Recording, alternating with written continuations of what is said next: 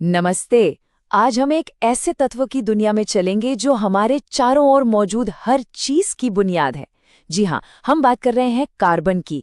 और इसी की कहानी के जरिए हम समझेंगे ऑर्गेनिक केमिस्ट्री के कुछ बेसिक लेकिन बहुत ही जरूरी कॉन्सेप्ट्स।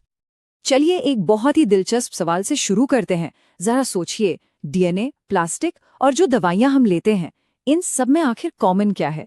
ये चीजें कितनी अलग हैं ना, पर इनमें एक बहुत गहरी समानता छिपी है। और वो समानता है कार्बन। जी हाँ, ये सब कुछ एक ही वर्सेटाइल एलिमेंट से बना है। ऑर्गेनिक केमिस्ट्री की पूरी दुनिया दरअसल इसी एक अकेले तत्व के इर्द गिर्द घूमती है। ये हमारी जिंदगी और टेक्नोलॉजी का असली बिल्डिंग ब्लॉक है।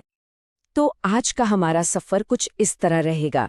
हम समझेंगे कि कार्बन को जीवन का लेगो ब्रिक क्यों कहते हैं, इसकी बॉन्डिंग सुपर पावर क्या है।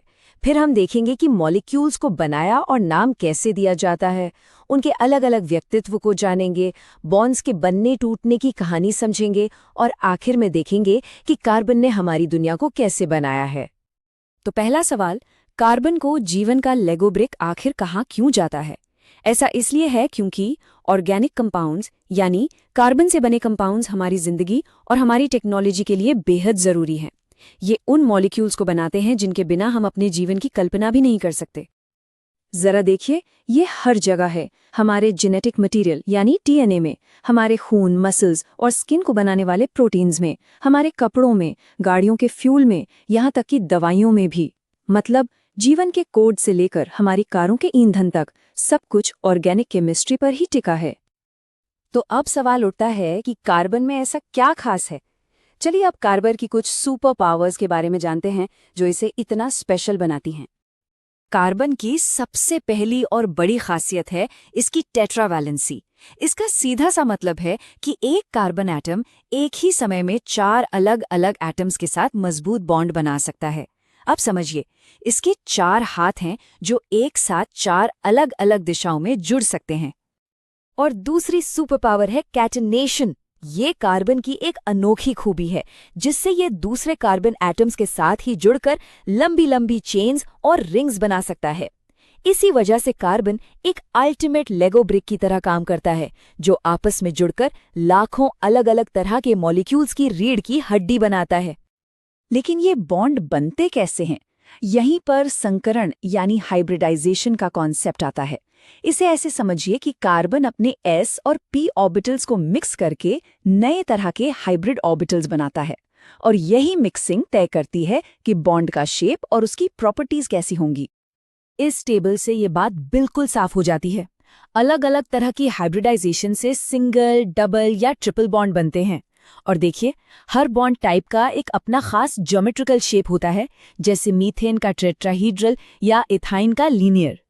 अच्छा, जब कार्बन इतने अलग अलग तरीकों से बॉन्ड बना सकता है तो जरा सोचिए कि कितने अनगिनत मॉलिक्यूल्स बन सकते हैं। इसी वजह से केमिस्ट्स को उन्हें ड्रॉ करने और नाम देने के लिए एक स्टैंडर्ड सिस्टम की जरूरत पड़ी। जैसे कि यहाँ देख सकते हैं, एक तरफ है कंप्लीट स्ट्रक्चरल फॉर्मूला जिसमें हर एटम और बॉन्ड दिखता है जो काफी क्लटर्ड हो सकता है, और दूसरी तरफ है बॉन्ड लाइन फॉर्मूला जो एक सिंपल जिगजैग लाइन है। ये केमिस्ट्स के लिए कॉम्प्लेक्स स्ट्रक्चर्स को तेजी से और आसानी से बनाने का एक बहुत ही शानदार शॉर्टकट है। अब सोचिए, लाखों कंपाउंड्स हैं तो उनका नाम कैसे रखा जाए ताकि दुनिया भर के साइंटिस्ट एक ही भाषा में बात कर सकें। यहीं पर आता है IUPAC। इसे बोरिंग रूल्स की किताब मत समझिए, ये असल में हर मॉलिक्यूल का एक यूनिवर्सल एड्रेस है, एक ऐसा नाम जिससे कोई कंफ्यूजन ना हो। और IUPAC नेमिंग के पीछे एक सिंपल लॉजिक है। सबसे पहले सबसे लंबी कार्बन चेन ढूंढो, फिर उस चेन को नंबर दो ताकि ब्रांच को सबसे छोटा नंबर मिले, और आखिर में ब्रांच का नाम और उसका नंबर मेन चेन के नाम के आगे लगा दो। ये एक बहुत ही सिस्टमैटिक तरीका है। देखिए, कार्बन की चेन्स तो सिर्फ एक ढांचा है, एक स्केलेटन की तरह। मॉलिक्यूल्स को उनका असली कैरेक्टर, उनकी पर्सनालिटी मिलती है फंक्शनल ग्रुप्स से। यही उनकी खासियत और उनके रिएक्शन करने के तरीके को तय करते हैं। तो फंक्शनल ग्रुप क्या है? ये एक एटम या एटम्स का ग्रुप है जो कार्बन चेन से जुड़ता है, और यही ग्रुप उस पूरे ऑर्गेनिक कंपाउंड की केमिकल प्रॉपर्टीज के लिए जिम्मेदार होता है। आसान भाषा में कहें तो यही मॉलिक्यूल का एक्शन वाला हिस्सा है। यहाँ कुछ कॉमन फंक्शनल ग्रुप्स के उदाहरण हैं, जैसे OH ग्रुप जो अल्कोहल बनाता है और मॉलिक्यूल्स को पानी में घुलनशील बनाता है, या फिर COOH ग्रुप जो कार्बोक्सिलिक एसिड बनाता है और उसे एसिडिक प्रॉपर्टीज देता है। इन्हें आप स्पेशल लेगो पीसेस की तरह सोच सकते हैं जो किसी भी स्ट्रक्चर में एक खास फंक्शन जोड़ देते हैं। तो हमने देखा कि मॉलिक्यूल्स क्या हैं, पर ये असल में बदलते कैसे हैं, एक चीज से दूसरी चीज में तब्दील कैसे होते हैं। इसका जवाब छिपा है बॉन्ड्स के टूटने में। चलिए ऑर्गेनिक रिएक्शंस की एक झलक देखते हैं। किसी भी ऑर्गेनिक रिएक्शन के दिल में एक ही चीज होती है, कोवैलेंट बॉन्ड्स का टूटना, जिसे फिशन भी कहते हैं। जब तक पुराने बॉन्ड्स टूटेंगे नहीं, तब तक नए बॉन्ड बनेंगे कैसे? यहीं से सारी कहानी शुरू होती है। और ये बॉन्ड्स मुख्य रूप से 2 तरीकों से टूट सकते हैं। एक है हेटेरोलिटिक क्लीवेज, जिसमें बॉन्ड के दोनों इलेक्ट्रॉन एक ही एटम ले जाता है, जिससे चार्ज्ड आयन बनते हैं। दूसरा है होमोलिटिक क्लीवेज, जिसमें बराबर का बंटवारा होता है और दोनों एटम्स को एक एक इलेक्ट्रॉन मिलता है, जिससे फ्री रेडिकल्स बनते हैं। ये दोनों ही बहुत रिएक्टिव होते हैं।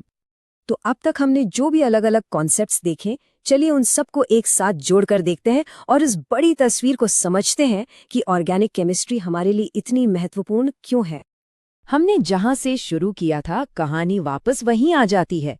कार्बन का असर हर जगह है। ये खुद जिंदगी का मॉलिक्यूलर बेसिस है, हमारे फ्यूल और एनर्जी का सोर्स है, प्लास्टिक और पॉलीमर्स के पीछे की साइंस है, मॉडर्न मेडिसिन और दवाइयों की नींव है, और तो और हमारे आसपास की दुनिया को साफ करने की टेक्निक्स भी इसी पर आधारित हैं।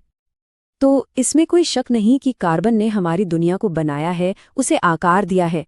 पर असली सवाल तो ये है कि हम इसके साथ आगे क्या बनाने वाले हैं। संभावनाएं अनंत हैं, बस उन्हें खोजने और बनाने की देर है।